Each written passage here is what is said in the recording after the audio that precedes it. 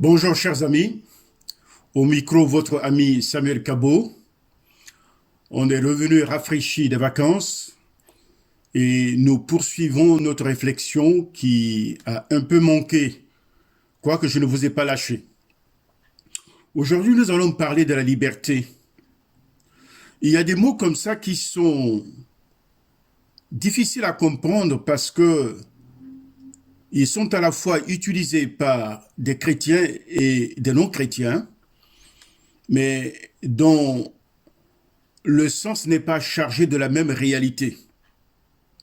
Il y a le mot amour, il y a le mot paix, il y a le mot liberté. Je voudrais nous entretenir ce matin sur la liberté. La Bible dit: en Christ, nous sommes libres. Car si donc le Fils vous libère, vous serez réellement libres.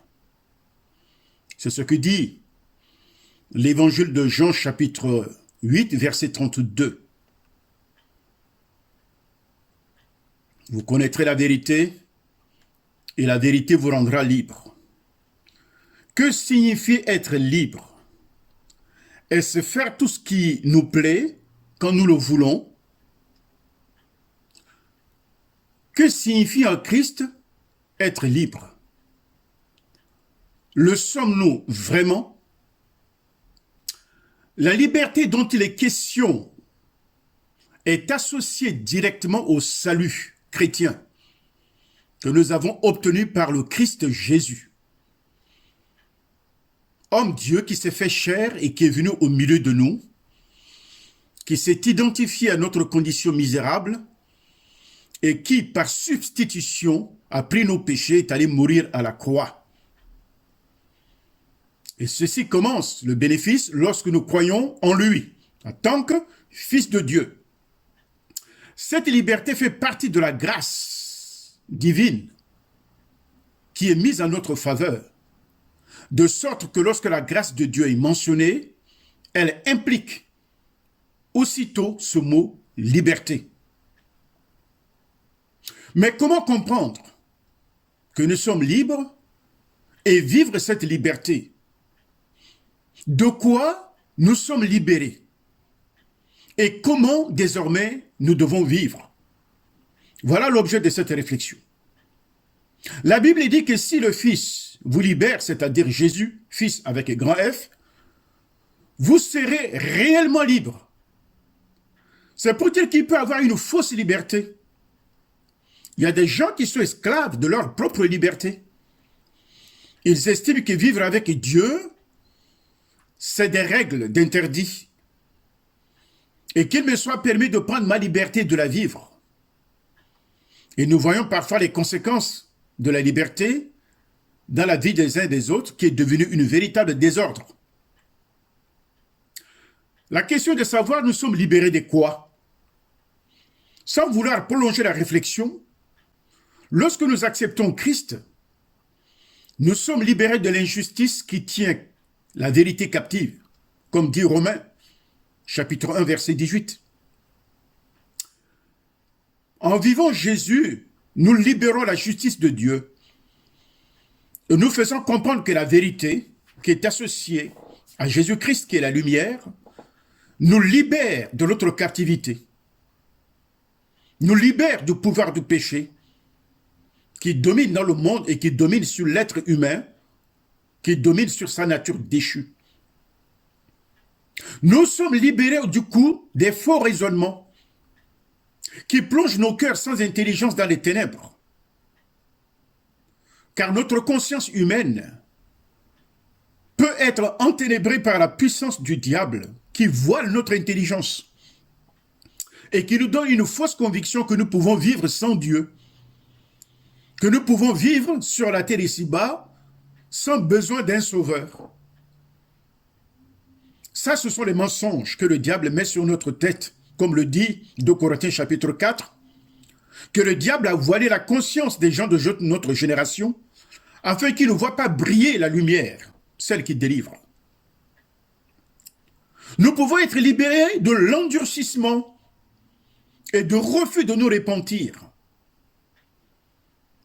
Nous estimons que nous pouvons être sauvés par notre propre justice. Quand nous ne faisons pas le mal aux hommes, il n'y a pas de raison d'en être libérés et nous considérons la justice humaine avec celle de Dieu. Mais le refus d'accepter le don de Dieu qui est son Fils est un péché devant Dieu. C'est un signe d'arrogance, une expression de l'indépendance qui a pris sa source depuis le jardin d'Éden. Et en acceptant Christ, nous pouvons être libérés de cet endurcissement et du refus de nous repentir. Nous pouvons être libérés de nos faux comportements ou des mauvais comportements, même des plus secrets, qui tapissent au fond de notre cœur et qui motivent parfois nos actions. Ce n'est que seule la personne de Jésus qui peut nous libérer, car identifié à nous, il a connu les limites et les méfaits de la domination du péché et il peut valablement nous en libérer.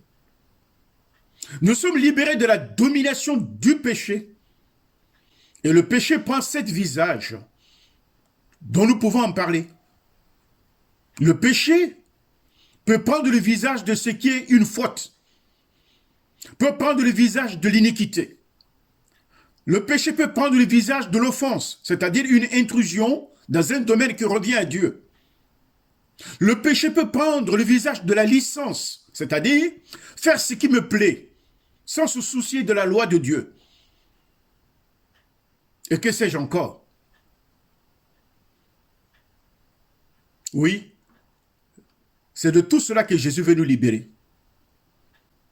Et l'une des dernières choses dont Christ est venu nous libérer, c'est de nous libérer de l'illusion, de nous libérer de notre propre confiance en nous-mêmes, pour que nous puissions placer notre confiance en Dieu.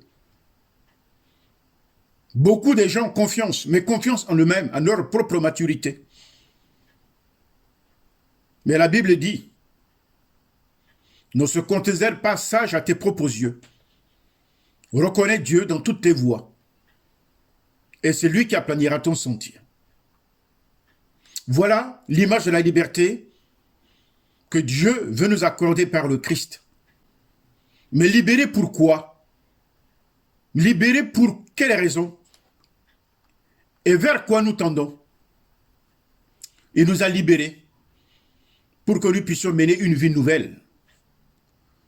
Il nous a libérés pour que nous, si nous considérons comme morts au péché, que nous vivons pour le Seigneur. Ainsi, conduits par l'Esprit de Dieu, nous sommes libérés de la crainte qui s'attache à notre esprit d'esclavage. Nous sommes libérés de tout ce qui est une contrainte établie par le monde, afin d'épouser l'esprit d'adoption qui fait de nous des enfants de Dieu, par lequel nous pouvons crier Dieu notre Père, et nous nous établissons héritiers de Dieu et co-héritiers de Christ. Voilà l'évangile, la bonne nouvelle de Christ.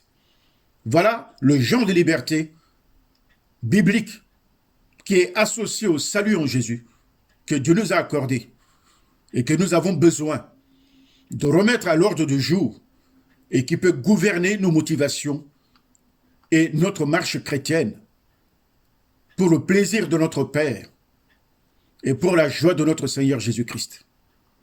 C'est pour ça que l'islamiste dit « Je cours dans la voie de tes commandements, Seigneur, car tu élargis mon cœur et tu me donnes de marcher dans la justice.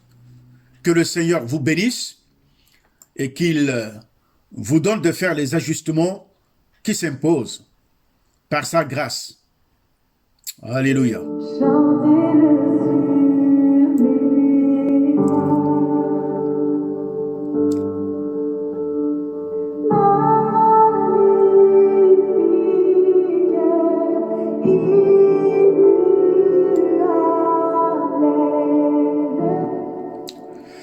Permettez-moi de prier pour nous. Seigneur, tu nous donnes de comprendre le sens de la liberté qui a pris source dans ton sein pour notre propre délivrance. Ce matin, je prie afin que nous renoncions à tout ce qui est tromperie de la part du diable, afin que nous ne puissions pas nous installer dans une illusion, mais que nous ne pouvons pas non plus trouver plaisir dans une satisfaction égoïste, ni esclaves, Seigneur Dieu, des plaisirs qui nous détruisent, mais que nous pouvons vivre pleinement la liberté spirituelle en Jésus que tu nous donnes. Et nous nous engageons pour le service de la gloire de Dieu, car c'est pour la liberté que tu nous as franchis. Et nous ne devons pas faire de cette liberté un prétexte de vivre selon la chair. Et nous devons servir Dieu dans la justice et dans la gloire. Sois béni, Seigneur, dans le nom de Jésus, notre Seigneur bien-aimé. Amen.